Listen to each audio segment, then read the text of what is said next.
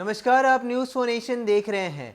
राज्य में पंचायती चुनाव खत्म हुए सिर्फ एक महीने का ही समय बीता है और इन एक महीने में ही करीबन 6 नवनिर्वाचित मुखियाओं की हत्या कर दी गई है। और फिर इससे यह साफ हो गया है कि जिस प्रकार से नई नई गांव की सरकार बनी थी, उसमें हारे हुए प्रतिद्वंदियों के द्वारा चुनावी रंजिश में जो भी बातें सामने आई है, उनसे लगातार इन घटनाओं को अंजाम दिया जा रहा है। आपको बता दें कि 6 नवनिर्वाचित मुखियाओं की हत्या से यह साफ हो गया है कि राज्य में किस प्रकार से सुशासन की सरकार काम कर रही है। लगातार ये बातें सामने आ रही थी कि चुनाव के दौरान भी मुखिया प्रत्याशियों में लगातार आपसी भिड़ंत देखने को मिल रही थी। वोटिंग के दौरान तक भी ऐसी ऐसी घटनाएं सामने आई। मगर जिस प्रकार से आज हम आपके सामने ये रिपोर्ट लेकर आए हैं कि 6 नवनिर्वाचित मुखियाओं की हत्या कर दी जाती है, वो भी सिर्फ एक महीने के अंतराल पर। देखिए हमारी ये रिपोर्ट कि आखिर ये हत्याएं किन किन जिलों में हुई है। इन जिलों में पटना भी आता है, राजधानी है पटना, जहां पर सुशासन की सरकार में लगातार प्रशासन अपना काम करती है, मगर यहां की प्रशासन भी ऐसी घटनाओं को रोक ना सकी। देखिए हमारी ये रिपोर्ट। राज्य में पंचायती चुनाव खत्म हुए अभी एक महीने ही हुए हैं, लेकिन इतने ही दिनों में 6 नवनिर्वाचित मुखिया की वर्चस्व की लड़ाई में हत्या हो गई। चुनावी रंजिश ऐसी कि 6 में से 5 को गोलियों से भून दिया गया, एक की नृशंस हत्या कर दी गई। 15 नवंबर से शुरू हुए इस खूनी खेल में सबसे पहले भोजपुर जिले में मुखिया की हत्या हुई। इसके बाद पटना में 2, जमुई में 1, मुंगेर में 1 और गोपालगंज में 1 मुखिया की हत्या हो गई। सभी हत्या के पीछे गांव में वर्चस्व और प्रतिद्वंदी का हार नहीं माना पाना है। इसके साथ ही कई अन्य पंचायतों के मुखिया पर हमले भी हुए हैं। ऐसे में जो माहौल जनप्रतिनिधियों में व्याप्त है, उसके अनुसार लग रहा है कि जैसे गांव की सरकार पर मौत का साया मंडरा रहा है। भोजपुर जिले के चरपोखरी प्रखंड की बाबू बांध पंचायत के नवनिर्वाचित मुखिया संजय सिंह की 15 नवंबर को एम्बुलेंस से आए हथियारबंद बदमाशों ने दिन दहाड़े गोली मारकर हत्या कर दी थी। चरपोखरी थाना क्षेत्र के भलुआना गांव के पास चुनावी रंजिश को लेकर घटना को अंजाम दिया गया था। जमुई के अलीगंज प्रखंड के दरखा पंचायत के मुखिया जयप्रकाश प्रसाद उर्फ प्रकाश महतो को गोलियों से छलनी कर दिया गया था।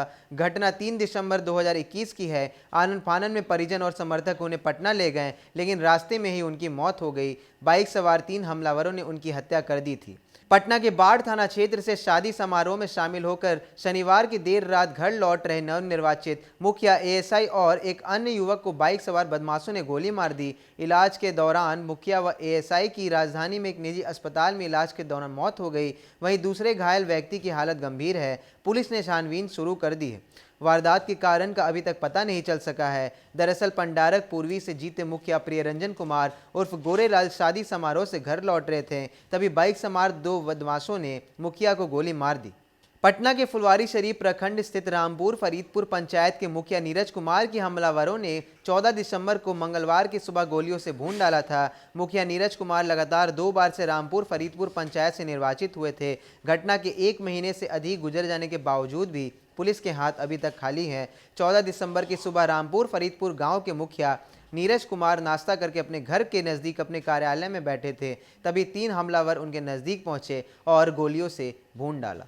मुंगेर जिले के धरहरा प्रखंड के अजीमगंज पंचायत के नवनिर्वाचित मुखिया परमानंद टुड्डू की 23 दिसंबर को नक्सलियों ने घर से खींचकर घर के बाहर ही नृशंस हत्या कर दी। इस संबंध में लड़ाइया टांड थाना की पुलिस ने 20 नक्सलियों के खिलाफ नामजद प्राथमिकी दर्ज की थी। घटना के संबंध में सदर एसडीपीओ ने बताया कि 23 दिसंबर 2021 की रात्रि ही हो गई थी। 18 जनवरी 2022 के गोपालगंज के थावे थाना क्षेत्र की धवतनी पंचायत में चुनावी रंजिश में मुखिया सुखल मुसहर की बदमाशों ने गोली मारकर हत्या कर दी। इस घटना में अजय सिंह उज्जवल सिंह के नाम सामने आए। दरअसल घटना के संदर्भ में बताया जाता है कि नवनिर्वाचित मुखिया सुखल मुसहर धतिनवाना गांव निवासी पूर्वी मुखिया सत्यप्रकाश सिंह के घर 4-5 वर्षों से रहकर काम करते थे। इसी बीच सीट सुरक्षित हो जाने के बाद सत्यप्रकाश ने उन्हें मुखिया के चुनाव में खड़ा कर दिया। चुनाव को लेकर सत्यप्रकाश के साथ नामजदों के बीच चुनावी रंजिश चल रही थी। इसी को लेकर 18 जनवरी को उन्हें गोली मार दी गई।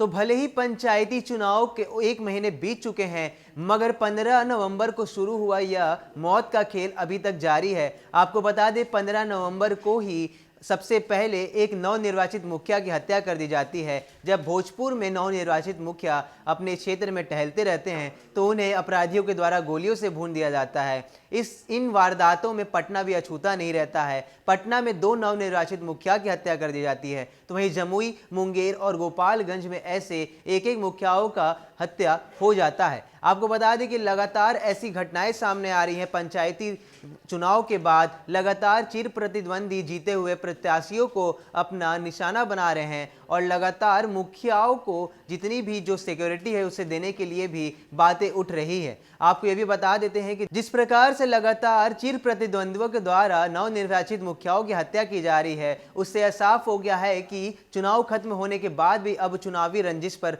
लगाम नहीं लगी है। लगातार जीते हुए प्रत्याशियों पर हारे हुए प्रत्याशियों के द्वारा हमला किया जा रहा है और कहीं कहीं तो यह भी देखा गया है कि इन हत्याओं में नक्सलियों का भी हाथ लगातार सामने आता रहा है।